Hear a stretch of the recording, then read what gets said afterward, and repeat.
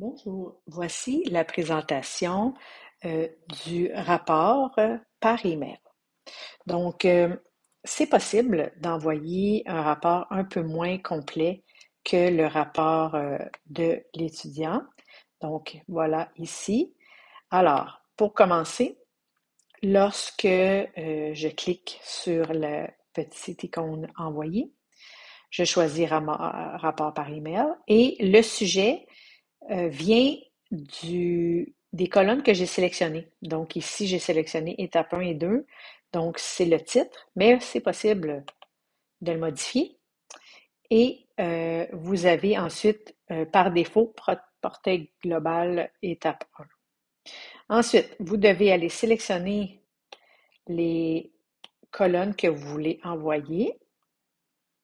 Ensuite, dans les options, vous allez voir qu'il y a beaucoup moins d'options que dans le rapport précédent. Donc, nous vous conseillons d'enlever inclure max de points conversion. Ensuite, inclure les détails des rubriques et les rubriques complètes.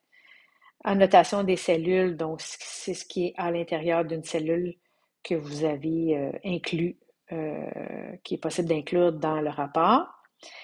Il y a les annotations de colonnes aussi, quand vous avez des commentaires sur l'évaluation. Inclure les ressources, c'est comme ici, donc le petit triangle rouge, c'est parce que j'ai mis une photo, donc ça va l'inclure dans le rapport.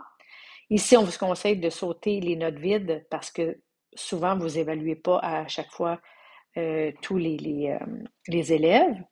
Et ensuite, on inclut la légende et c'est possible d'aller modifier la description de chacun ici et de les changer de place comme dans le rapport précédent. Donc, vous voyez qu'il y a beaucoup moins d'options. Ensuite, vous pouvez choisir de l'envoyer à l'étudiant, aux parents ou un des deux. Donc, ici, ça va être aux parents. Donc, quand je clique sur envoyer ensuite, oups, j'avais pourtant sélectionné. Donc, maintenant, lorsque je l'envoie, ici, j'ai les adresses des parents. Donc, je vais en sélectionner un. Là, je ne sais pas pourquoi il ne le met pas directement dans A, il le met dans copie conforme, là, mais ça va l'envoyer. Vous pouvez l'envoyer.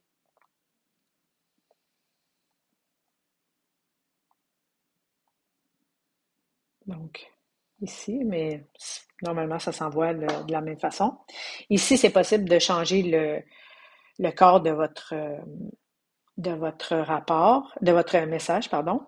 Et ici, on voit le rapport qui va être un aperçu. Donc, c'est ici qu'on voit le rapport, l'aperçu. Donc, comparativement à l'autre, qu'on le voyait au fur et à mesure qu'on sélectionnait les choses. Donc, ici, c'est à la fin seulement que l'on voit.